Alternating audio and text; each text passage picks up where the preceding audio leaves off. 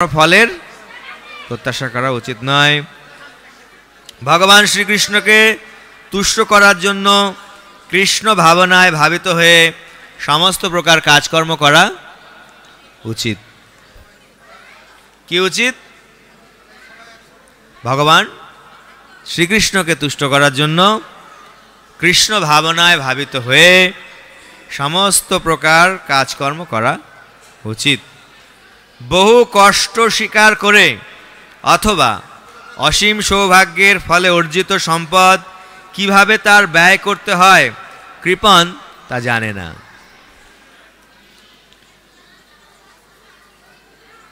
কৃপণ কি জানে না? বহু কষ্ট স্বীকার করে, অর্থাৎ ধন সম্পদ রোজগার করতে গেলে বা ধন সম্পদকে অ্যাকুমুলেট অর্জন করতে গেলে অনেক কষ্ট করতে হয়। অথবা যাদের সৌভাগ্য রয়েছে তাদের জন্মসূত্রে অনেকের অনেক ধন সম্পদ লাভ করেছে, কিন্তু যে কৃপণ সে জানে না কি করে তার ইউটিলাইজ করবে, তার উপযোগ করবে, কাজে লাগাবে। সকলের উচিত কৃষ্ণ ভাবনাময় কাজকর্মে সমস্ত শক্তি নিয়োগ করা। সকলের উচিত কি কি উচিত? কৃষ্ণ ভাবনাময় কাজকর্মে সমস্ত শক্তি নিয়োগ করা। কি হবে তাতে? তাতেই জীবনের সার্থকতা আসবে। কিন্তু দুর্ভাগ্যবশত হতভাগ্য মানুষেরা এই অমূল্য সম্পদ পাওয়া সত্ত্বেও ভগবানের সেবায় ব্রতী না হয়ে কৃপণের মতো এই অমূল্য সম্পদের অপচয় করে। তাহলে এখানে যারা এই সঠিকভাবে কর্ম করে না, যারা তাদের ধন সম্পদ বা যা কিছু শ্রীকৃষ্ণের সেবার জন্য নিযুক্ত করে না, তাদেরকে এখানে কৃপণ বলা হচ্ছে। তো এখন আমরা এর ওপরে কিছু একটু বিস্তারভাবে আলোচনা করব। তার আগে ভাগবত স্মরণ করব মঙ্গলাচরণের মধ্য দিয়ে। হরি ওম অজ্ঞানতিমিরান্ধস্য জ্ঞানাঞ্জনশলাকয়া চক্ষুরুন্মিলিतं येन তস্मै শ্রীগুরবে নমঃ। শ্রীচৈতন্য মনোভীষ্টং স্বয়ং রূপ কদা মह्यं দদাতি স্বপদান্তিকं। বন্দেऽহং শ্রীগুরো শ্রীযুতপদকমलं শ্রীগুরূन् वैष्णवांश्च श्रीरूपं साग्रजातं सहगण रघुनाथान्वितं तं सजीवं साद्वैतं सावधूतं परिजनसहितं कृष्णचैतन्यदेवं श्रीराधाकृष्णपादान् सहगण ललिता श्रीविशाखान्वितांश्च। वंशाकल्पतरुभ्यश्च कृपा सिन्धुभ्यैव च पतितानां पावनेभ्यो वैष्णवेभ्यो नमो नमः। हे कृष्ण करुणा सिन्धु दीनबन्धु जगत्पते गोपेश गोपिका कान्त राधा कान्त नमोस्तुते।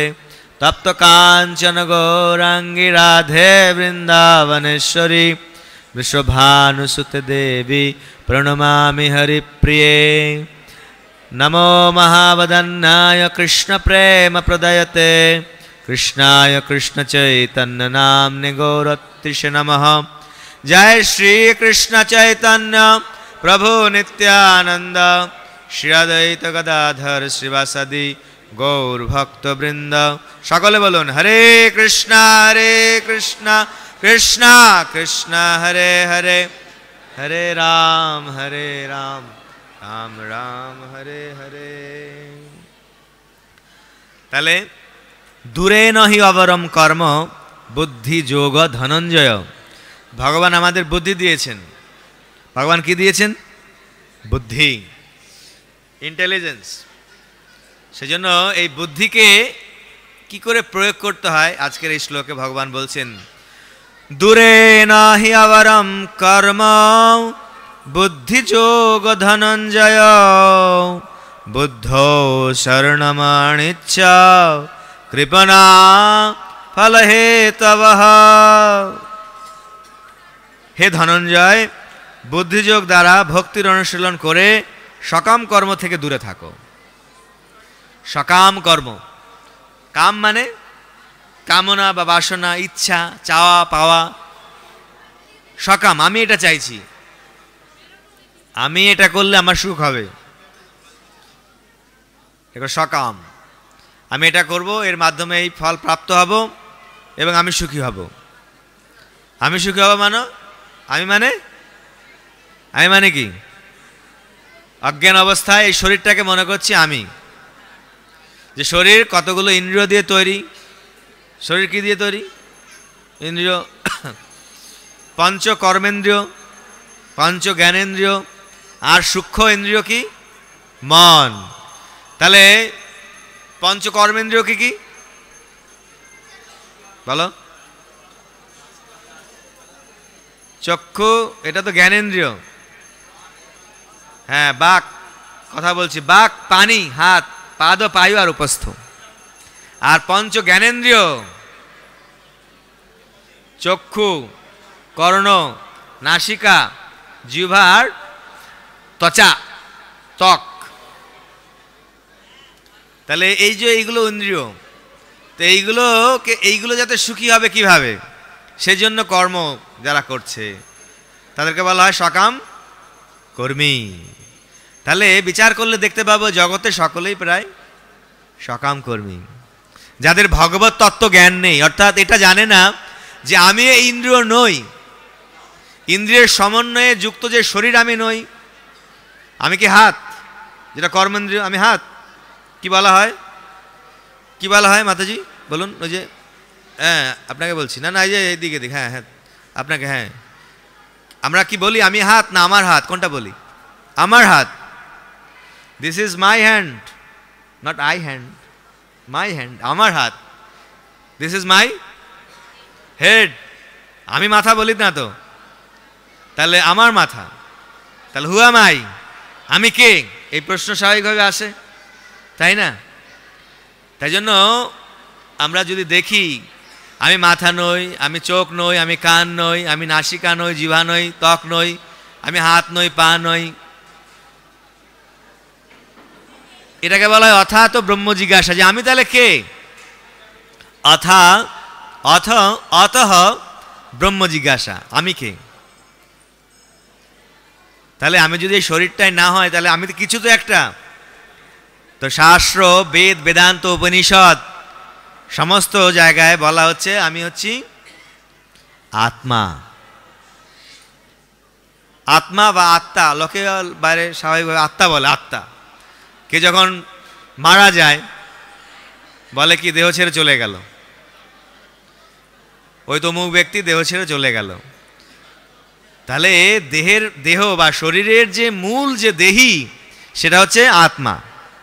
কিন্তু যখন আমরা এটা না বুঝি, তখন আমরা শরীরের জন্য সুখ দিই, শরীর যেটা চায় সেটাই করি। এটাকে বলা হয় সকামী। আর তার জন্য যে কর্ম করা হয় রাত দিন, সেটাকে বলা হয় সকাম কর্ম। আর সকাম কর্মের মাধ্যমে মানুষ কোনোদিন সুখী হবে না। কেন? সে তো শরীরটা নয়।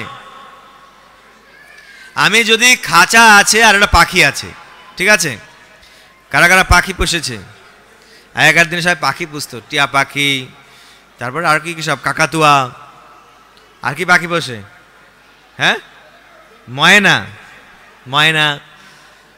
তো যদি এখন আমি পাখি পুষছি, খাঁচার মধ্যে পাখিটাকে রাখলাম, এখন আমি যদি খাঁচাটা পরিষ্কার করি আর পাখিটাকে খেতে না দিই, তাহলে কি পাখিটা সুখী হবে? হবে না। একটা মাছ, তার স্থিতি হচ্ছে জলে, জল থেকে ডাঙায় তুলে নিয়ে এসে মাছটাকে যদি বলে মাই ডিয়ার ফিশ, আমরা হয়ে গেছি সেলফিশ এখন। তো তোমাকে আমি খুব ভালো, এখানে তোমাকে মোবাইল দেব, ভালো একটা ডানলপ গদি দেব, তোমাকে ডিজিটাল ক্যামেরা দেব, এই করব সেই করব, তাহলে মাছটাকে সুখী হবে? কখন সুখী হবে? জলে। সেটা হচ্ছে তার স্থিতি।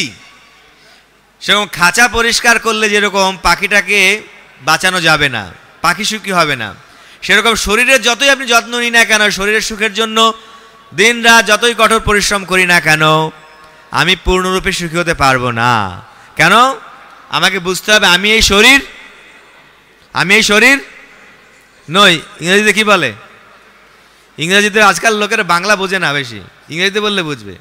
কি বলে ইংরেজিতে? I am not this body. আমি এই শরীর নই। গাড়ির বডি করে না, বডি নতুন বডি করতে হবে গাড়ির। তো এই শরীরটা ওটা গাড়ি। ভ্রাময়ন সর্বভূতানি যন্ত্ররূঢ়ানি মায়য়া। আমরা ভ্রমণ করছি এই শরীররূপী গাড়িতে করে। এখন এই গাড়িতে চড়ে আপনি মন্দিরও আসতে পারেন। 2019 সালে আমরা দেখতে পাচ্ছি অনেক ভক্তজন এখানে আপনার বসে আছেন। কেউ কলকাতা থেকে এসছে, কেউ তারকেশ্বর, কেউ হাওড়া, কেউ হুগলি। হ্যাঁ, আপনারা কোথা থেকে আসছেন? হ্যাঁ, দমদম ক্যান্টনমেন্ট থেকে এসছেন। এই এদিকে মাতাজি কোথা থেকে? হ্যাঁ, হুগলি, চুচুড়া। তো বিভিন্ন জায়গা থেকে আমরা এসছি। তো এইভাবে গাড়ি চড়ে আমরা এসছি। তো গাড়ি চড়ে আমরা মন্দিরেও আসতে পারি, আবার গাড়ি চড়ে আমরা অন্য জায়গায় যেতে পারি। কিভাবে আমরা শরীরটাকে কাজে লাগাবো সেই কথা ভগবান শ্রীকৃষ্ণ এখানে আমাদেরকে জানাচ্ছেন যে এই মানব শরীর হচ্ছে অত্যন্ত মূল্যবান শরীর। যত প্রকার শরীর আছে তার মধ্যে মানব শরীর হচ্ছে সবচাইতে মূল্যবান। সেই জন্য রাস্তার মধ্যে কত পিঁপড়েকে আমরা মারিয়ে যাই, পিঁপড়ে এসে আন্দোলনও করে না, কিছুই করে না, অন্যান্য পশু পাখি। কিন্তু একজন যদি মানুষকে যদি গাড়ি চাপা দেওয়া হয় একদম 1000 লোক জড়ো হয়ে যাবে। মানব জীবন অত্যন্ত গুরুত্বপূর্ণ। কিন্তু মানব জীবন পেয়ে আমরা করবোটা কি? না পড়াশোনা করতে হবে। পড়াশোনা করে কি হবে? চাকরি করতে হবে। চাকরির উদ্দেশ্য কি? না টাকা পয়সা রোজগার। না হলে ব্যবসা করতে হবে। উদ্দেশ্য কি? টাকা পয়সা। টাকা পয়সা কি দিয়ে কি হবে? ভালো গাড়ি হবে, বাড়ি হবে, হ্যাঁ, কালার টিভি, কালার বিবি, যাই হোক। তো উদ্দেশ্য কি? আমরা যাতে সুখী হতে পারি। কিন্তু আমরা সুখী হতে পারছি না। এর কারণ আমাদেরকে বুঝতে হবে প্রথমেই যে আমরা কে, আমাদের স্বরূপ কি, কে আমি, কেন মোরে যারে তাপত্রয়, ইহা নাহি জানি কইছে হিত হয়। যা কিছু আমরা প্রচেষ্টা করছি এই জগতে সকাল থেকে রাত পর্যন্ত, যখন আমরা ভগবান বা ভগবত তত্ত্ব না জানছি, ওই 4টে জিনিস, আহার কি করে খাবো ভালোভাবে, নিদ্রা, আর হচ্ছে ভয়, আত্মরক্ষা কি করে আমি সুরক্ষিত থাকতে পারবো, আর হচ্ছে সন্তান সন্ততির সুখ, মৈথুন সুখ। আহার, নিদ্রা, ভয়, মৈথুন, যা কিছু এই জগতে, যা কিছু বিজ্ঞাপন, যা কিছু চাকরি, ব্যবসা, যা আয়োজন এই জগতের, এই 4টে জিনিসকে কেন্দ্র করে, আহার, নিদ্রা, ভয়, মৈথুন। কিন্তু এটা করেও মানুষ সুখী নয়। কেন সুখী নয়? কেননা এটা আমাদের জীবনের উদ্দেশ্য নয়। আমাদের জীবনের উদ্দেশ্য কি? ধর্ম হিতেষাম অধিক বিশেষ ধর্মে নহিনা পশুভি সমানঃ আহার নিদ্রা ভয় মৈথুনঞ্চ সামান্যমেতৎ। এগুলো সামান্য জিনিস। সামান্য জিনিস মানে this is common thing. Common মানে সকলের জন্য। এটা পিঁপড়েও তারও খাওয়ার দরকার হয়, তারও আত্মরক্ষা দরকার হয়, তারও ঘুমের দরকার হয়, তারও বাচ্চা কাচ্চা আছে, একটা পাখিরও আছে, হ্যাঁ, শুয়োরের বাচ্চা আছে। না গালি দিচ্ছি না, আপনাদের বলছি না, হ্যাঁ, মানে আমি বলতে চাইছি শুয়োরেরও বাচ্চা আছে। তো তারাও খাচ্ছে, ঘুমাচ্ছে, আহার নিদ্রা ভয় মানে সবাই করে। তাহলে মানব জীবন অন্য জীবন থেকে ডিফারেন্স কি করে করছে? পার্থক্য কোথায়? আহার নিদ্রা ভয় মৈথুনঞ্চ সামান্যমেতৎ পশুভি, পশুরা করে, নরানাম, মানুষেরা করে। তাহলে মানুষের সাথে পশুর পার্থক্য কোথায় হবে? শাস্ত্র বলছে ধর্ম হিতেষাম অধিক বিশেষ। ধর্ম, মানব জীবনে আমাদের ধর্ম আমাদের করতে হবে। ধর্ম কি? ধর্ম কি? ধর্ম সম্বন্ধে এখন মানুষের ধারণা খুব কম। কেউ মনে করছে এই পরিবারের পালন পোষণই ধর্ম, কেউ মনে করছে সমাজের সেবাই হচ্ছে ধর্ম, কেউ মনে করছে দেশের সেবা রাষ্ট্রের সেবাই ধর্ম, কেউ মনে করছে অন্নহীনকে অন্ন দেওয়া বস্ত্রহীনকে বস্ত্র দেওয়া ধর্ম। এইভাবে বিভিন্ন শীতলা পূজা, মনসা পূজা, দুর্গা কালী পূজা, এই বট গাছের পূজা, তেঁতুল গাছের পূজা, ভূতের পূজা, নেতাদের পূজা, ফিল্ম আর্টিস্টদের পূজা, গায়কদের পূজা, উমুকের পূজা তুমুকের পূজা, আমরা মনে করছি এইসব ধর্ম। না না না, শাস্ত্র বলছে পৃথিবীতে যত কিছু ধর্ম নামে চলে, ভাগবত কহে তা পরিপূর্ণ ছলে, ছলনায় পরিপূর্ণ। আমরা যে অনাবিল আনন্দ, নিত্যানন্দ আমরা চাই, সেটা থেকে আমরা বঞ্চিত হয়ে যাচ্ছি। এইগুলো ধর্ম নয়। ধর্ম হচ্ছে এমন একটা বৈশিষ্ট্য, স্বভাব, যেটাকে আপনি ছাড়তে পারবেন না, কিন্তু সেটা বিকৃত হয়ে যেতে পারে। যেরকম সাধারণত চিনির ধর্ম কি? মিষ্টতা। আর চিনি যদি যে কোনো জিনিস আপনাকে দিল, নোনতা যদি লাগে, বুঝতে পারছেন চিনি নয়। জলের ধর্ম কি? জলের ধর্ম তরলতা। কিন্তু বিশেষ পরিস্থিতিতে জল বরফ হয়ে যেতে পারে, হতে পারে না? আবার বিশেষ পরিস্থিতিতে জল বাষ্প হয়ে যেতে পারে, কিন্তু সেটা জলের স্বাভাবিক ধর্ম নয়। সেই রকমভাবে আমাদের ধর্ম, জীবের ধর্ম হচ্ছে একমাত্র, আর একমাত্র ধর্ম হচ্ছে ঈশ্বরকে ভালোবাসা বা ভগবানকে ভালোবাসা। তাহলে আপনি বলবেন, তাহলে আমি কি আমার ছেলেকে ভালোবাসবো না, আমার স্ত্রীকে ভালোবাসবো না, বা আমি যাকে ভালোবাসি তাকে ভালোবাসবো না? যে সমস্ত বস্তু বা ব্যক্তি, সমাজ, দেশ, রাষ্ট্র, না না, সেগুলো না করা হচ্ছে না। কিন্তু সেইগুলোকে আমি পরিপূর্ণরূপে ভালোবাসতে পারবো তখনই যখন আমার মধ্যে আত্মতত্ত্ব জ্ঞান, আমি জানবো আমি কে আগে, এবং ভগবানকে আমি জানবো আমি কে, ভগবানকে, ভগবানের সাথে আমার সম্বন্ধ কি, আমি কোথা থেকে এলাম, কোথায় যাব। তখন ঈর্ষা দেশ মুক্ত হয়ে নিঃস্বার্থভাবে আমি ভালোবাসতে পারবো। আর আমাদের বৈদিক সিস্টেম কত সুন্দর। বলা হচ্ছে যে পিতা মাতা, তার দায়িত্ব হচ্ছে সন্তান সন্ততিকে ভালো করে এডুকেশন দেবে, এবং একটা সে যাতে ভবিষ্যতে তার যশ খ্যাতি লাভ করতে পারে, তার থেকেও পিতা চিন্তা করবে আমি যতটা যশ পেয়েছি, আমার ছেলে আমার থেকে আর বেশি নাম কামাবে। কিন্তু পিতা এটা চাইবে না যে আমার পুত্র আমাকে পালন করবে, আমাকে খাওয়াবে। কিন্তু আজকাল বাবা মা চিন্তা করবে, ও তোমাকে 5টা জায়গায় প্রাইভেট পড়াচ্ছি, তোমাকে এই করছি, ভবিষ্যতে তোমাকে আমাকেও দেখবে। আগেকার দিনে 50 বছর হয়ে গেলে বানপ্রস্থ নিয়ে চলে যেত, বাড়ি ঘর ছেড়ে চলে যেত। কেন? ভগবানকে পাওয়ার জন্য। ছেলে মেয়ের ওপর নির্ভরই করতো না। আর আজকাল নির্ভর করেও কোনো লাভ হচ্ছে না, নির্ভর করে কোনো লাভ হচ্ছে না। অনেক আমরা শুনি যে বৃদ্ধাশ্রমে অনেক লোক বৃদ্ধাশ্রমে গিয়ে কষ্ট দুঃখ পাচ্ছে, বৃদ্ধাশ্রমে যেতে হচ্ছে। বৃদ্ধাশ্রমের কোনো প্রশ্নই আসে না যদি আমাদের ছেলে মেয়েরা সংস্কারী হয়। পিতামাতার কর্তব্য ছেলেকে এমনভাবে ট্রেন্ড আপ করা, বাপ মাকে বলতে হবে না, সন্তান বুঝবে যে আমার বাবা মা আমাকে এত দায়িত্ব নিয়ে ছোটবেলা থেকে বড় করেছে, এখন আমার দায়িত্ব তাদের ভরণ পোষণ করা, তাদের সুখ সুবিধাকে দেখা, এবং বিশেষ করে ভগবত ভজন তারা করছে কিনা। এখন সব কিছুতে গণ্ডগোল। পিতামাতাও ভগবত ভজন করে না, জানে না যে আমি কে, ভগবানকে। সন্তান সন্ততিও জানে না, এর ফলে সব গণ্ডগোল হয়ে যাচ্ছে। স্বার্থকেন্দ্রিক সমাজ, দেশ, রাষ্ট্র। আর একটু যখন স্বার্থতে আঘাত লাগছে, ব্যাস, অপরপক্ষে ভগবান, যাকে একটু কিছু দিলেই আমাদেরকে আপন করে নিচ্ছে। এই জগতে কাউকে 99.9% খুশি করার পরেও 1% অখুশির জন্য সে আপনাকে হয়তো পরিত্যাগ করতে পারে। আর ভগবানকে যদি কেউ একটা পত্র, একটা পুষ্প, একটা ফল নিবেদন করে, বা মন্দিরে এসে একটু প্রণাম করে একবার, ভগবান কোনোদিন ভোলে না। আপনারা বলেন প্রমাণ? একবার কি হয়েছিল, এই দ্বারকাতে, বিশাল দ্বারকা নগরী, সোনার রাজপ্রাসাদ। আপনাদের গল্প শোনাচ্ছি, গল্প শুনতে অনেক ভালো লাগে তো। সোনা দিয়ে তৈরি সেই রাজপ্রাসাদ, আর সেই রাজপ্রাসাদের সেই দ্বারকার মালিক, নগরীর যে বস হচ্ছে ভগবান শ্রীকৃষ্ণ, দ্বারকাধীশ। তার 16,108 জন রানী, তাদের জন্য সব আলাদা আলাদা প্রাসাদ, প্রত্যেকের ঘরে বড় 56 ইঞ্চি এলইডি।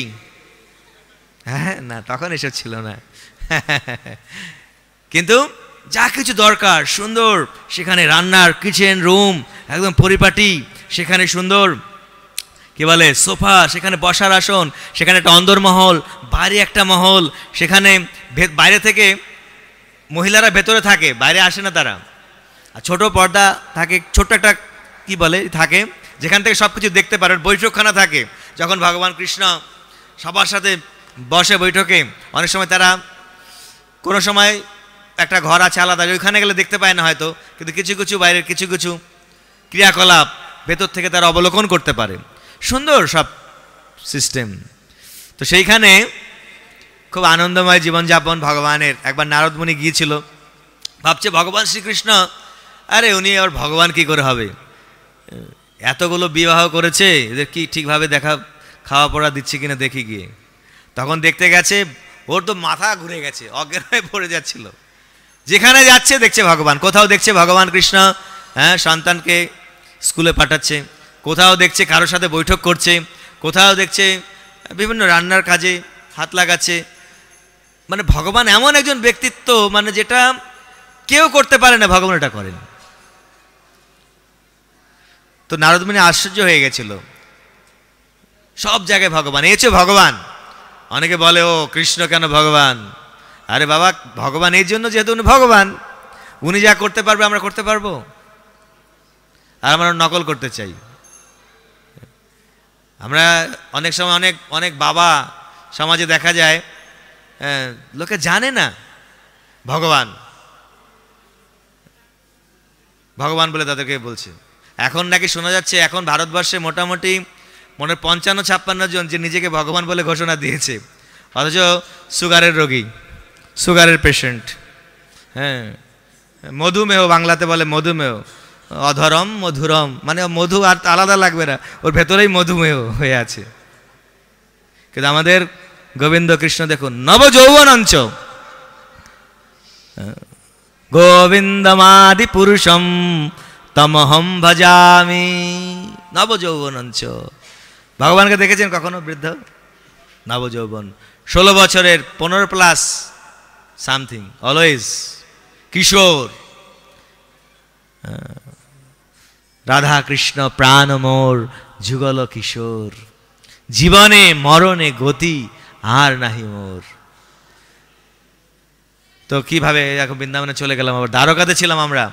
দ্বারকাতে তখন একদিন এত সুন্দর দ্বারকাতে বেড়াতে এসছে দ্রৌপদী।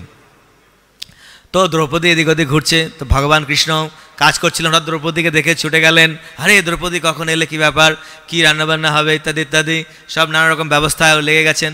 রানীরা ভাবছে আরে বাবা এ এসে গেছে, এর দিকে এত ধ্যানে মগ্ন, আমরা তো এখানে সব সময় ওনার সেবা করছি, কি বিশেষ কিছু ব্যাপার এর প্রতি অনুরাগ রয়েছে মনে হচ্ছে, এরকম কেন, আমরা তো 24 ঘন্টা দ্বারকাধীশের সেবা করছি, আমাদের প্রতি তো এত স্নেহ কখনো দেখিনি। তো একটু মনে মনে ওদের অহংকার হয়েছে, আবার কি এমন ভগবানের ভক্ত বিশেষ। তো তখন ভগবান চেয়েছে পরীক্ষা নেওয়ার জন্য। তখন হঠাৎ করে ভগবান বলছে কেটে গেল, কেটে গেল, কেটে গেছে ভগবানের। তখন রানীরা সবাই কি হয়েছে, হায় আমাদের প্রভুর, আমাদের প্রেমাস্পদ, আমাদের প্রাণ জীবন ধন, তার কেটে গেছে। যে যাকে ভালোবাসে, আপনার ছেলে যদি আঙুল কেটে যায়, আরে কোথায় কেটেছে, কি ব্যাপার, তো আরে বৈদ্যরাজ ডাকছে, বৈদ্যকে ডাকো। এ বলছে বৈদ্য কোথায়, ইমিডিয়েট কি করা যায়, সব ডাকাডাকি করছে। কিন্তু দ্রৌপদী কি করলেন, সঙ্গে সঙ্গে ঢাকাই মসলিন শাড়ি নাকি বেনারসি, হ্যাঁ, 56,000 টাকার, কি 56,000 টাকা তো কম বললাম, এখন আমাদের কদিন আগে কোন কার মেয়ে নাকি সব কত সব এটা কি হীরের কি ড্রেস করেছে। আর ভগবানের চিন্তা করুন, এখানে রানীরা কত দামি দামি পোশাক পরে, আর দ্রৌপদী বেড়াতে গেছে, বেড়াতে যখন যায় বুঝতেই পারছেন, ভালো একদম ফট করে ছিঁড়ে নিয়েছে, ছিঁড়ে কৃষ্ণের হাতে বেঁধে দিয়েছে। তখন বুঝতে পারলো যে রানীরা সংকুচিত হয়ে গেল, যে আমরা যেটা করতে পারিনি দ্রৌপদী সেটা করেছে। এই একটুখানি বেঁধে দিয়েছিল, শাড়ি তো বেশি লাগেনি, একটুখানি লেগেছে, অল্প একটু আঙুল কেটে গেছে। কিন্তু যখন এই রাজসভাতে হস্তিনাপুরে যখন দ্রৌপদীকে বিবস্ত্র করার প্রয়াস করা হচ্ছিল, তখন কেউ এগিয়ে যায়নি। বড় বড় স্বামী, তারা পালোয়ান, ভীম, অর্জুন, নকুল, সহদেব, যুধিষ্ঠির, ওদিকে বিশ্বদেব, দ্রোণাচার্য, কৃপাচার্য, বড় বড় অসহায় অবস্থায় দ্রৌপদী দেবী প্রার্থনা করছেন, কাঁদছেন, দেখছে কেউ কিছু সাহায্য করছে না, নিজে চেষ্টা করছেন।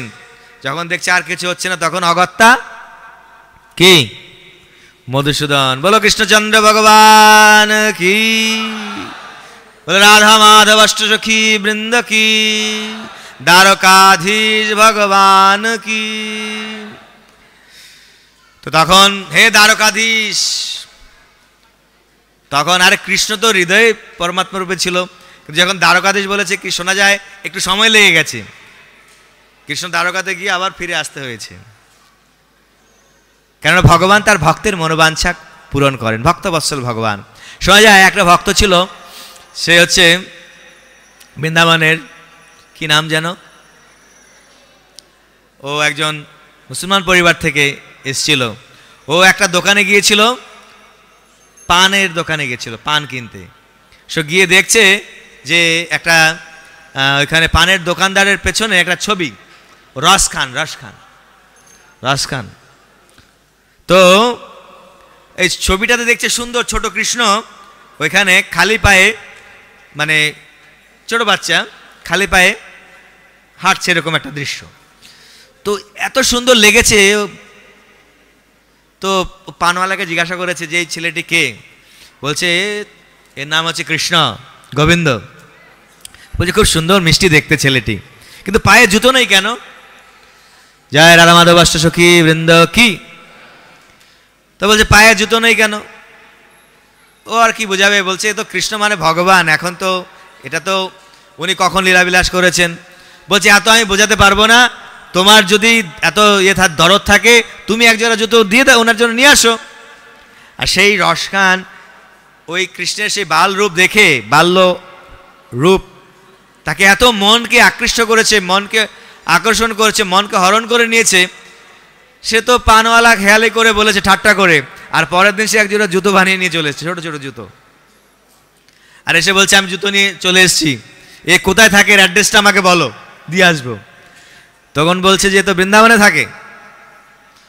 তখন সে ওইখান থেকে বৃন্দাবন, দিল্লি বা কোথাও ছিল কাছাকাছি কোথাও ওই সব এলাকায়, তো ওই মথুরাতে এসছে, জিজ্ঞেস করছে যে এই ছেলেটা এরকম এরকম বোঝাচ্ছে। তখনকার দিনে তো এত ক্যামেরার সব মোবাইল ছিল না যে ছবি দেখিয়ে দেবে, তো বর্ণনা দিচ্ছে যে এরকম এরকম একটা ছেলে, কেউ বুঝতে পারছে কেউ বুঝতে পারছে না, কেউ বলছে পাগল টাগল নাকি। তখন একজন বুঝতে পেরেছে যে এটার কৃষ্ণই হবে, তখন বলছে যাও ওইখানে। তখন মথুরার ওই মন্দিরে ঢুকতে গেছে, সে তো মুসলমান পরিবারভুক্ত, তার দাড়ি রয়েছে, তার সেই পোশাক আশাক, তো ঢুকতে গেছে, একদম ডান্ডা মেরেছে ওইখানে, হ্যাট বেটা এখানে কি করতে এসছো। তখন আর কি করবে, কোথায় পাবো হে কৃষ্ণ। তখন জেনেছে যে এই ছেলেটির নাম হচ্ছে কৃষ্ণ। হে কৃষ্ণ, হ্যাঁ আমি তো তোমার জন্য জুতো নিয়ে এলাম, তো তোমাকে তো খুঁজেই পাচ্ছি না।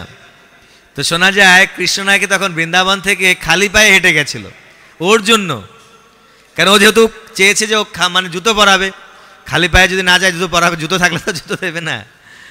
খালি পায়ে গেছে, কাটা ফাটা লেগে গেছে কৃষ্ণের চরণে। ভগবান তার ভক্তের জন্য কি না করেন। তো যে কথা বলছিলাম, যখন এখানে কেউ তাকে রক্ষা করছে না, তখন ভগবান এসে আনলিমিটেড কাপড় দিয়েছিল। ওই দুঃশাসন কে টানছিল কাপড়গুলো, কে? দুঃশাসন। সে বুঝতে পারছে না এটা কি।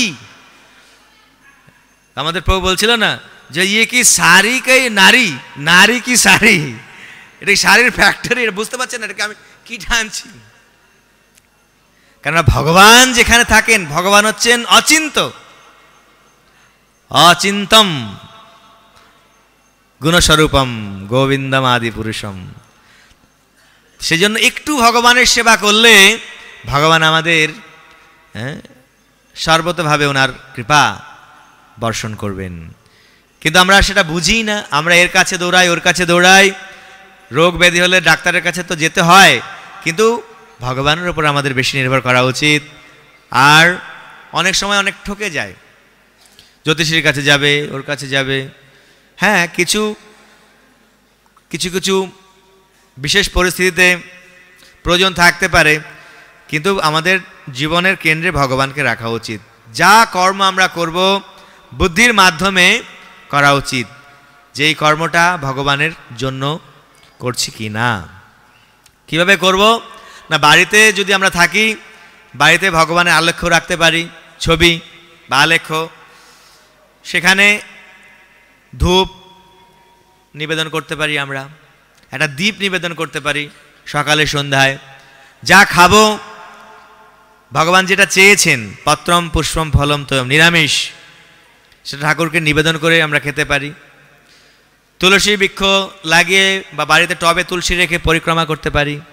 ভগবানের নাম জপ করতে পারি, হরে কৃষ্ণ হরে কৃষ্ণ।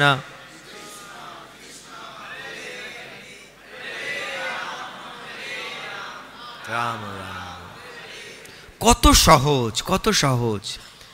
ভগবানকে ডাকা, ভগবানকে পাওয়া কত সহজ। কলিযুগে চৈতন্য মহাপ্রভু আজ থেকে 530 বছর আগে এই নবদ্বীপে মায়াপুরে অবতীর্ণ হয়ে এই সংকীর্তন আন্দোলন, কৃষ্ণ ভাবনামৃতকে উনি প্রচার শুরু করলেন। আর আজকে সারা পৃথিবীতে আমাদের ইস্কনের প্রায় 700 মন্দির এখন, ছোট বড় মিলিয়ে, এবং হাজার হাজার লক্ষ লক্ষ লোক যারা গৃহকে মন্দির বানিয়েছে। কলকাতা, চুচুড়া, আপনাদের হাওড়া, হুগলি, তারকেশ্বর, অনেক ভক্ত আমি দেখতে পাচ্ছি এখানে, অনেক ভক্তরা এসেছেন। কিন্তু এখন অনেক মানুষ আছে যারা জানেই না, যারা সুখ চাইছে, শান্তি চাইছে, আনন্দ চাইছে, কিন্তু সেটা পাচ্ছে না। তাই জন্য প্রভুপাদ এই ইস্কন আন্তর্জাতিক কৃষ্ণ ভাবনামৃত সংঘ বা মন্দির তৈরি করেছেন, যেখানে মন্দিরে বেড়াতে এসে যদি একটু ভগবদ গীতা শোনে এবং শুনে এটা বুঝতে পারে যে আসলে আমি কি করছি, আমি কোথায় যাব, একদিন তো আমি থাকবো না, কার জন্য করছি, কিসের জন্য করছি, আমি কিছু নিয়ে যেতে পারবো না সঙ্গে করে। তাহলে কেন এই হিংসা, বিদ্বেষ, মারামারি, ক্রোধ, অতিরিক্ত লালসা? হ্যাঁ, যতটুকু প্রয়োজন তার জন্য কর্ম করা উচিত। চাকরি, ব্যবসা, লেখাপড়া, সেটার কোনো বাধা নেই। আপনার ধন সম্পদ এখানে আছে, প্রভুপাদ এখানে বলছেন কেউ অনেক কঠোর পরিশ্রম করে ধন সম্পদ সঞ্চয় উপার্জন করছে, আবার কারো জন্মসূত্রে পেয়েছে, জন্মসূত্রে পেলেও আগের জীবনে সে কষ্ট করেছে, তাই জন্য পেয়েছে। কষ্ট ছাড়া কোনো কিছু লাভ হয় না। কিন্তু সেই কষ্ট করে অর্জিত সম্পদ, ধন, সেটা যথাযথ কাজে ব্যবহার করা উচিত, অন্যের উপকারে ব্যবহার করা উচিত। জন্ম সার্থক করি করো পর উপকার, যার নেই তাকে দেওয়া উচিত। আর ধন সম্পদ এইগুলো তো দেওয়া উচিত, না হলে তো যদি আপনি বেশি ধন সম্পদ কি করবেন, না দিলে সরকার আপনার কাছ থেকে নিয়ে নেবে, ট্যাক্স লাগিয়ে দেবে। তার থেকে ভালো যার নেই তাকে দাও। অন্য জীব যার অন্ন বস্ত্র, অনেকের আছে লেখাপড়ার বুদ্ধি আছে কিন্তু বই কেনার সামর্থ্য নেই, প্রাইভেট পড়ার সামর্থ্য নেই, তোমার আছে বেশি, দাও। একটা ভালো পড়ার পোশাক নেই, তাকে দাও। হয় সরকার নিয়ে নেবে, না হলে ব্যাংকেই পড়ে থাকবে, তোমাকে তো চলে যেতেই হবে শরীর ছেড়ে। তাই জন্য এই শরীরটা অন্যের উপকারে আসা উচিত। আর সবচাইতে বড় উপকার হচ্ছে কৃষ্ণ ভক্তির প্রচার করা। মানুষ দুঃখ পাচ্ছে টাকা পয়সার জন্য নয়, মানুষ দুঃখ পাচ্ছে ভালো খাওয়া দাওয়া নেই তাই জন্য নয়, মানুষ দুঃখ পাচ্ছে মানুষ পাপ করছে, পাপের জন্য দুঃখ পাচ্ছে। কেন পাপ করছে? অজ্ঞানতা, যথার্থ জ্ঞান নেই। জ্ঞান কি করে হবে? বৈদিক শাস্ত্র হচ্ছে জ্ঞান, জ্ঞানের ভাণ্ডার। এখন বেদকে জানা খুব কঠিন, তাই জন্য বেদের সারাতে সার হচ্ছে ভগবদ গীতা। ভগবদ গীতাকেও বোঝা কঠিন। আমরা কি করছি? ছোট ছোট গীতা বাড়িতে রাখছি, ছোট গীতা, প্রতিদিন তুলসী পাতা দিচ্ছি, একটু ফুল দিচ্ছি, কিন্তু ওর ভেতরে কি আছে আমরা পড়ছি না। সেই জন্য শিল প্রভুপাদ কৃষ্ণ ভাবনামৃত সংঘের প্রতিষ্ঠাতা আচার্য উনি দেখলেন যে মানুষ গীতার প্রতি শ্রদ্ধা আছে, তারা সুখ চায়, তারা শান্তি চায়, আনন্দ চায়, তারা ভগবানকেও চায়, কিন্তু তারা বিভ্রান্ত। কে ভগবান? কোথায় পাবো ভগবানকে? কোথায় পাবো শান্তি, সুখ খুঁজে মরছে। সেজন্য প্রভুপাদ কি করলেন? ভগবদ গীতাকে অ্যাজ ইট ইজ উনি বর্ণনা করলেন অ্যাজ ইট ইজ, যথাযথ যেভাবে অর্জুনকে কৃষ্ণ দিয়েছিল, কোনো উনি নিজের মনোকল্পিত কিছু ওইখানে ঢোকালেন না। তার ফলে সেই ভগবদ্গীতা নিয়ে কি করলেন, ওনার গুরুদেবের নির্দেশে 70 বছর বয়সে উনি আমেরিকাতে গেলেন, 70 বছরের বৃদ্ধ, 40 টাকা মাত্র সম্বল করে, কিন্তু ভগবানের ওপর বিশ্বাস রেখে যে ভগবান যদি চায় তাহলে সব কিছু সম্ভব। তো সেইখানে সেই অনেক ভগবদ্গীতা ছিল, অনেক ভাষ্য ছিল, কিন্তু লোকে যখন প্রভুপাদের গীতা পড়লো তাদের জীবন পরিবর্তন করলো। তারা দেখলো যে হ্যাঁ, তাই তো এখানে শান্তির সূত্র রয়েছে, আমি তো শান্তি চাই, আমি তো আনন্দ চাই। তখন তারা ভক্ত হলো, বাড়িঘর ছাড়লো না, অনেকে বাড়িঘর ছাড়েনি, তার ব্যবসা বাণিজ্য। আমাদের একজন ভক্ত আছে ফোর্ড, অম্বরীশ, কি নাম, অম্বরীশ প্রভু, উনি ফোর্ড কোম্পানির এখন বর্তমান কর্ণধার, উনি প্রভুপাদের শিষ্য। তো তারা তাদের ধন সম্পদ ভগবানের সেবায় লাগিয়ে দিচ্ছে, বুদ্ধিকে এইভাবে কাজে লাগিয়েছে। বুদ্ধি, ধন, সম্পদ দিয়ে ভগবানের সেবা করা উচিত। সেই জন্য আপনারা যদি এই তত্ত্বজ্ঞানকে হৃদয়ঙ্গম করতে চান, আমরা এই 10-15 মিনিট আধ ঘন্টা কথা বলি, এটা একটা আপনাদেরকে ওই আমের দোকানে গেলে একটু আম কেটে খাওয়ানোর মতো, বা খেজুরের গুড় কিনতে যাচ্ছেন এখন শীতের সময়, একটু দিয়ে দেখুন, একটু খেয়ে কেমন টেস্ট। তো এই আধ ঘন্টা আমরা সেটাই টেস্ট আপনাদের দিচ্ছি। সবাই সুখ শান্তি আনন্দ চাইছে, কিন্তু শুধু আমরা পাচ্ছি না সেটা। সেই সূত্রটা নিতে হবে। চৈতন্য মহাপ্রভু এই সূত্রকে প্রচার করেছেন, আর সেই সূত্র ধরে শিল প্রভুপাদ সারা পৃথিবীর কাছে সহজ সরল বিজ্ঞান ভিত্তিকভাবে এটাকে দিয়েছেন। তা আজকে হাজার হাজার লোক এটা বুঝতে পারছে, কিন্তু কোটি কোটি লোক এখনো জানে না। সেই জন্য প্রভুপাদের একটি গ্রন্থ আপনারা নিয়ে যাবেন যাদের কাছে নেই, আর বিশেষ করে ভগবদ্গীতা, এর মধ্যে সমস্ত শাস্ত্রের সার রয়েছে। তাই আমাদের নিত্য প্রতি ভগবদ্গীতা আমাদের পড়া উচিত। এই শ্লোক থেকে আমরা এটাই বুঝতে পারলাম আজকে, যে যারা তাদের বুদ্ধিকে, তাদের ধন সম্পদ, তাদের ইন্দ্রিয়কে ভগবানের সেবায় যুক্ত করে না, তারা হচ্ছে কৃপণ, মাইজারলি মাইন্ডেড পারসন। তাহলে আমাদের কৃপণ হওয়া উচিত নয়, আমাদের ব্রাহ্মণ হওয়া উচিত। ব্রাহ্মণ মানে উদার হৃদয়, বড় হৃদয়, যারা ব্রহ্মকে জানে, যারা ভগবানকে জানে, যারা ভগবানের সাথে নিজের সম্বন্ধকে স্থাপন করেছে, যে ভগবান শ্রীকৃষ্ণ হচ্ছেন পরম পুরুষোত্তম, আমরা হচ্ছে তার নিত্য দাস। আর তার সাথে যুক্ত হওয়ার উপায় হচ্ছে ভক্তি। আর কলিযুগে ভক্তি করার সবচাইতে সহজ উপায় হচ্ছে ভগবানের নাম।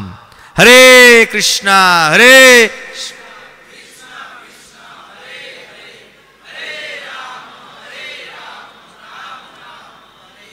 বিনামূল্যে এই নাম মহাপ্রভু আমাদেরকে দিয়েছেন, এখন আমরা পাচ্ছি।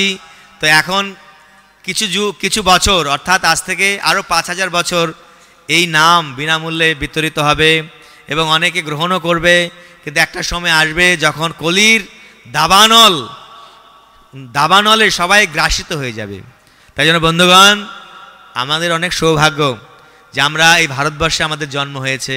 ভারতবর্ষের মধ্যে এখানে যারা এসছেন অনেকেই পশ্চিমবাংলার লোক, পশ্চিমবাংলা আপনাদের জন্ম হয়েছে, অনেকে নদিয়ারও লোক আছেন। তো আমাদের ভাগ্যবান এই জন্য যে স্বয়ং ভগবান কৃষ্ণ এই ভারতবর্ষে আবির্ভূত হয়েছেন, রামচন্দ্র ভারতবর্ষে আবির্ভূত হয়েছেন, ভগবান সমস্ত অবতার। কেন না, ভারতবর্ষ হচ্ছে পুণ্যভূমি। এখানে গঙ্গা, যমুনা, মহানদী, কাবেরী, গোদাবরী এরকম নদী রয়েছে। এখানের মানুষজনের হৃদয়ে ভগবত ভক্তি ভাব রয়েছে। কিন্তু আজ তথাকথিত শিক্ষা প্রভাবে, পাশ্চাত্য শিক্ষার প্রভাবে, তথাকথিত আজকাল যে কি বলে এই চিত্র, ফিল্ম, নানা রকম সিরিয়াল আদি, মোবাইলের অত্যাধুনিক অনুপযোগী প্রয়োগের ফলে আমাদের অবস্থা সংকটাপন্ন হয়ে যাচ্ছে। সেই জন্য আমরা যদি চাই আমাদের সন্তান সন্ততি এবং আমরাও সুখ শান্তি আনন্দ পেতে, তাহলে এই কৃষ্ণ ভাবনামৃত আন্দোলনের সাথে আপনারা যুক্ত হন, আমাদের গ্রন্থ পড়ুন। আপনাকে আমরা আমরা মন্ত্র দিয়ে দেব না, বা আপনাদেরকে মানে জোরজার করার কিছু নেই এখানে। আপনারা বুঝুন যে পাশ্চাত্যের দেশের লোকেরা, আমেরিকা, রাশিয়া, জাপান, জার্মান, আপনারা দেখলেন সন্ধ্যার সময় রাধা মাধবকে নিয়ে হাতির পিঠে চড়িয়ে পুরো ঘোরানো হয়েছে। তো এটা দর্শন করলে আমাদের মনে প্রশান্তি আসছে। তাহলে আপনি যদি বাড়িতে একটু করেন, ঠাকুরকে ঘুম থেকে যদি একটু দর্শন করেন, আপনার জীবনে আনন্দ ফিরে আসবে। আর যখন আপনি সেই উল্টো পাল্টা এই আজকাল যেসব চিত্র আমরা দেখছি, ওটা কি হয়? আমাদেরকে মনে শান্তি আনে? আমাদের মন ইন্দ্রিয়কে আরও ক্ষোভিত করে, আমাদেরকে আরও দুঃখের সাগরে নিমজ্জিত করে। ভগবানের নাম, ভগবানের রূপ, এইগুলো দেখুন। ঘরে ভগবানের আলেখ্য রাখুন, চিত্রপট রাখুন, বিগ্রহ রাখুন, ভগবানের গ্রন্থ রাখুন, প্রতিদিন 10 মিনিট করে পড়ুন।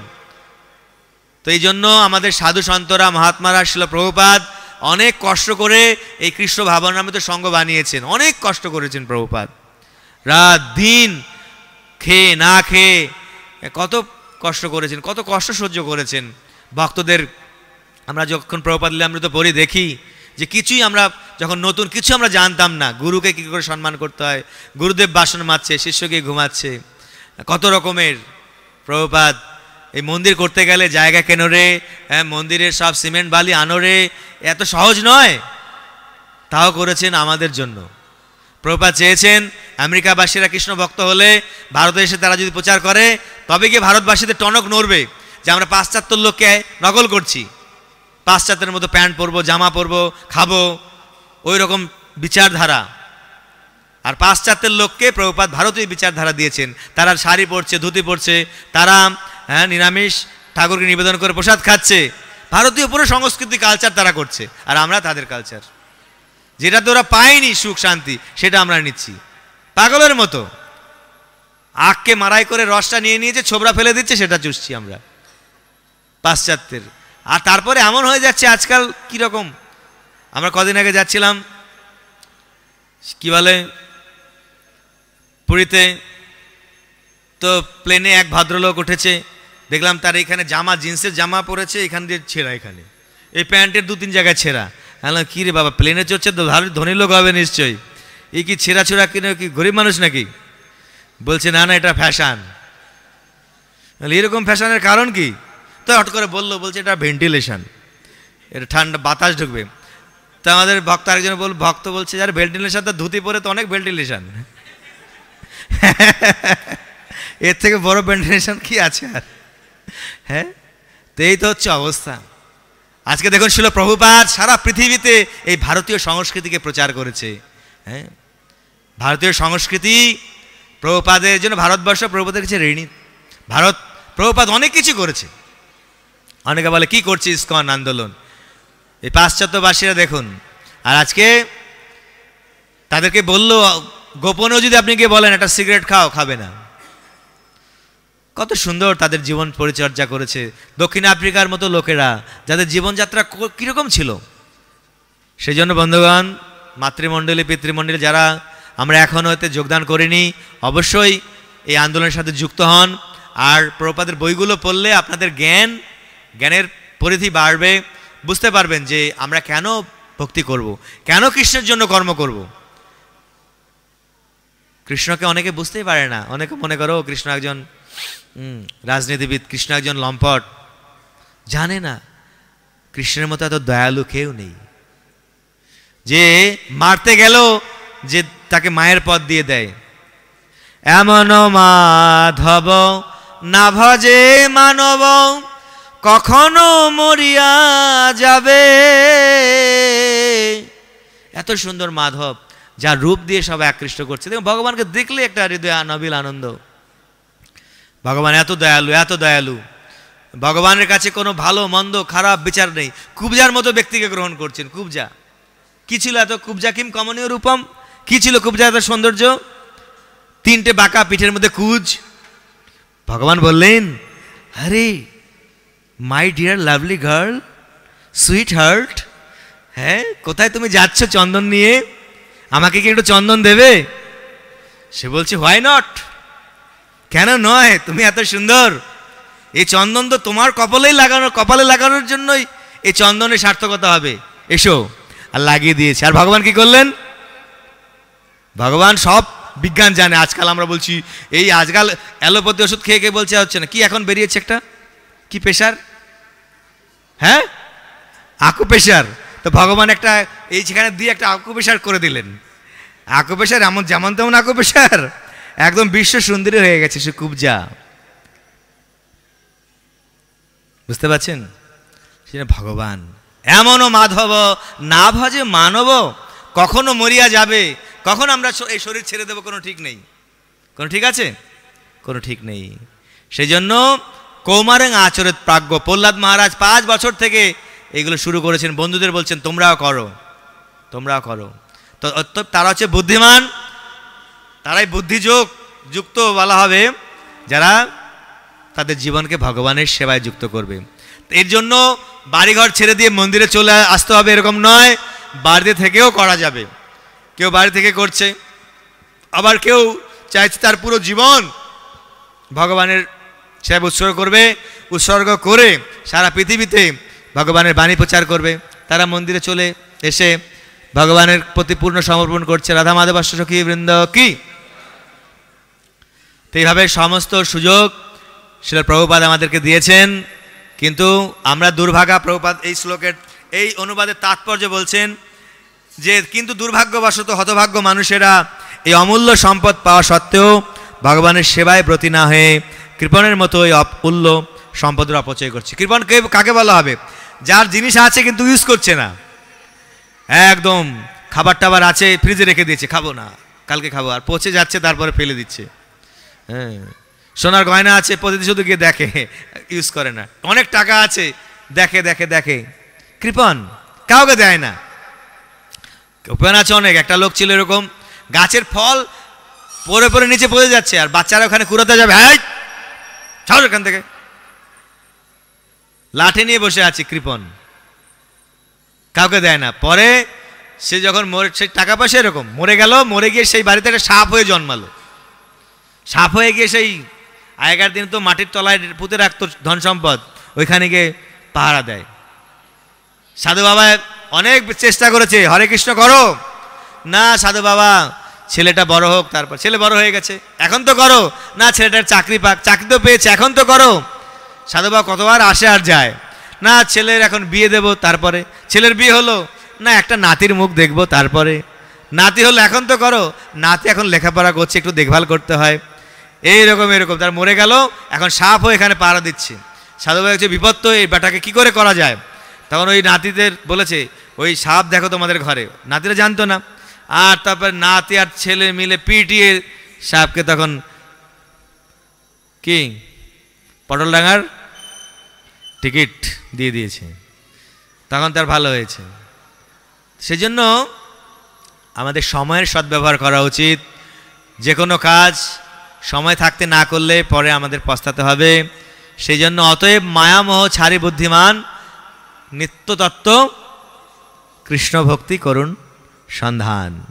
সেই জন্য শ্রীল প্রভুপাদ আমাদের অনেক সুযোগ দিয়েছে। সারা আমাদের বিভিন্ন জায়গায় আমাদের মন্দির রয়েছে, কলকাতাতে রয়েছে, পানিহাটিতে রয়েছে, আমাদের অনেক জায়গায় ছোট ছোট নামহট্ট কেন্দ্র রয়েছে। তো ভক্তদের সাথে যুক্ত থেকে আপনারা যারা এখনও যুক্ত হননি, যুক্ত হন, ভক্তদের সান্নিধ্যে আসুন। আর কোনো রকম সংশয় আদি হলে যারা উপযুক্ত ভক্ত রয়েছে তাদের সান্নিধ্যে এসে সেই সংশয়কে দূর করবেন। এত বড় একটা সংস্থা, অনেক মানুষ জানে না, হঠাৎ করে এসে অনেক কিছু দেখে অনেক কিছু মন্তব্য করে দেয়। ও এখানে ওরে বাবা এত বড় বড় বিল্ডিং, এ কি ভক্তি হয় নাকি? ও এখানে দেখছি প্রসাদ আবার লাইন দিয়ে প্রসাদ পেতে হয় অনেক, এখানে আবার নিচে দেখছি একটা সুড়ঙ্গ, সমাধিতে গেলে ওরা দেখে নিচে একটা আমাদের কিচেন আছে। ওরে বাবা এখানে কোথায় পাতালের মধ্যে চলে গেছে, আমেরিকার সাথে যোগাযোগ। নানা রকম মানুষের এইসব রয়েছে। হ্যাঁ, না আমি ওখানে নিচে যাব না, নিচে যেতে পারবেন না, লিখছে নো এন্ট্রি। ও দেখেছো নো এন্ট্রি। আরে ভাই, তুমি একটা অপরিচিত লোক তোমার বাড়িতে যদি যায়, তুমি কি তাকে গিয়ে তোমার শোয়ার ঘরে বা তোমার ওইসব জায়গায়, তোমার যেখানে তোমার টাকা পয়সা, ওইখানে গিয়ে ঢোকাবে? করবে তো না। তাহলে একটা মন্দিরের নিয়ম আছে, যেখানে ঠাকুর ঘর পরম পবিত্র জায়গা, সেখানে রান্না হয়, সেখানে সবাই যেতে পারবে না, আমরাও যাই না। ব্রাহ্মণ দীক্ষিত, শুদ্ধাচারী দীক্ষিত, তারা যাবে সেখানে গিয়ে। সব কিছু একটা নিয়ম আছে। প্রধানমন্ত্রীর ঘরে গিয়ে তুমি ঢুকে পড়বে, এটা হয় নাকি? ওইগুলো বোঝে, কিন্তু যখন এরকম থাকে, ও দেখো এই ভিতরে নিচে যেতে দিচ্ছে না, কিছু ব্যাপার আছে। হ্যাঁ, এই দেখো এখানে বৃদ্ধ লোক দেখা যাচ্ছে না, বৃদ্ধ লোকগুলো কি করে, কিছু ব্যাপার আছে। হ্যাঁ, মানুষ অনেক কিছু জানে না। সেজন্য আপনাদের কোনো প্রশ্ন থাকলে আমাদের বিভিন্ন বুথ আছে, আমাদের ভক্তরা আছে, নামহট্ট রয়েছে, ভক্তি বৃক্ষ রয়েছে, যুবক ইউথ ফোরাম রয়েছে, তাদের সাথে যোগাযোগ রাখুন, আপনার সংশয় তাদেরকে জানান, এবং এইভাবে সদ্গুরু চরণাশ্রয় করে দীক্ষা নিয়ে মানব জীবনে সার্থক করুন। আপনাদের কর্মকে ভগবানের সেবায়, আপনার ধন সম্পদকে ভগবানের সেবায় উৎসর্গ করুন। আজকের শ্লোকের এটাই হচ্ছে তাৎপর্য। ভগবান শ্রীকৃষ্ণ অর্জুনকে বলেছেন যে আমাদের দূরণীয় অবরম কর্ম, আমাদের কর্ম নিজের সকাম কর্ম করা উচিত নয়, নিজের ফল লাভের জন্য করা উচিত নয়, কেবল নিজের সুখের জন্য করা উচিত নয়। কৃষ্ণকে যদি তুমি সুখ দাও তাহলে তুমি নিজেও সুখী হয়ে যাবে। তাহলে ভালো হচ্ছে কৃষ্ণকে সুখী করো আর নিজে সুখী হয়ে যাও। আর নিজে যদি সুখী হতে চাও, যত নিজে সুখী হতে চাইবে তত দুঃখ পাবে। তাহলে কোনটা ভালো বলুন মাতাজি? ভগবানকে সুখী করো। ভগবানকে সুখী করলে ভগবানও সুখী, আমরাও সুখী। আর যদি আমরা নিজেরা সুখী হতে চাই, ভগবানও সুখী হবে না, আমরাও সুখী হব না। হ্যাঁ, তাহলে ভগবানকে সুখী করার উপায়, ভগবানের প্রসাদ খেতে হবে, ভগবানের গ্রন্থ পড়তে হবে, গীতা ভাগবত, আর ভগবানের নাম করতে হবে, একাদশী করতে হবে, ভগবানকে একটু প্রণাম করতে হবে। আর যারা এখনো ভগবানকে জানে না তাদের কাছে গিয়ে গীতা ভাগবত গ্রন্থ বিতরণ করে হোক বা মুখে তাদেরকে প্রচার করে হোক, কৃষ্ণ ভক্তিতে যুক্ত করার প্রয়াস করতে হবে। এই তো সিম্পল। আমরা নিজেকে যুক্ত রাখবো এবং অন্যকে যুক্ত করব। আমরা নিজে আনন্দে থাকবো এবং অন্যকে আনন্দ দেওয়ার জন্য প্রয়াস করব। কত সহজ কৃষ্ণ এই ভাবনামৃত। কিন্তু অনেক সময় আমাদের জীবন এত জটিল হয়ে যায়, কৃষ্ণ ভক্তি করতে গিয়ে অনেক জটিলতা চলে আসে। সেই জন্য আমাদের কিছু ভক্তদের সান্নিধ্যে থাকতে হবে, গুরুদেবের সান্নিধ্যে থাকতে হবে। কোনো কিছু অসুবিধা হলে গুরুদেবের কাছ থেকে বা গুরুদেবের প্রতিনিধি, তাদের কাছ থেকে যারা শাস্ত্র বিষয়ে তত্ত্বজ্ঞ, যাকে তাকে বললে হবে না, তাদের কাছ থেকে সেই সমস্যাকে সমাধান করতে হবে। কেন? কৃষ্ণ ভক্তি হচ্ছে সুসুখম। কৃষ্ণ ভক্তি ঠিকভাবে করলে এখানে কোনো দুঃখ নেই, আর দুঃখের মধ্যেও সুখ।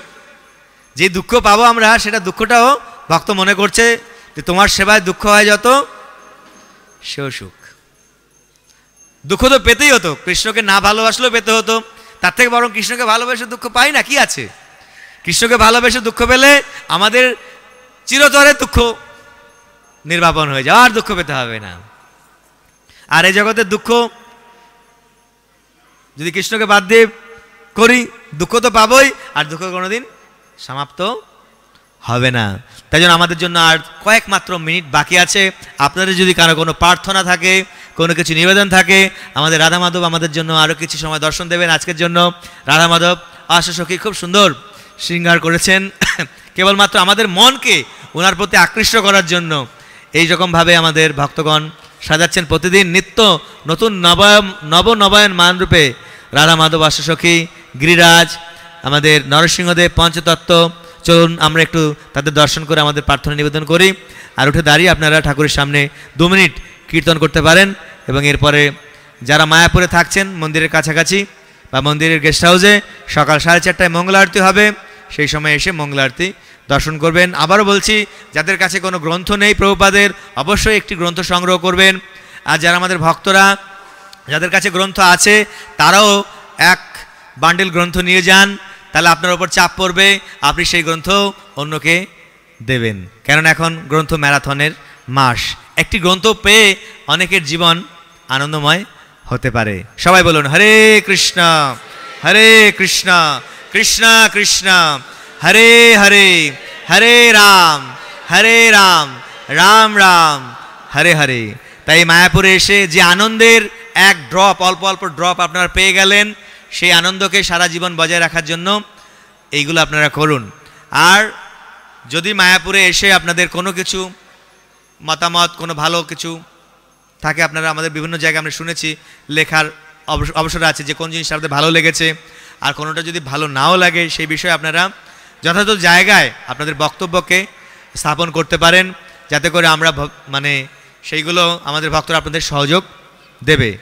আমাদের এই আন্দোলনের একমাত্র উদ্দেশ্য হচ্ছে সবাই যেন সুখ শান্তি সমৃদ্ধি আনন্দময় জীবন কাটিয়ে ভগবানের ধামে ফিরে যেতে পারে। সেটাই ছিল প্রভুপাদের ঐকান্তিক ইচ্ছা। ছিল প্রভুপাদ কি, সমবেত ভক্তবৃন্দ কি, গৌর প্রেমানন্দে।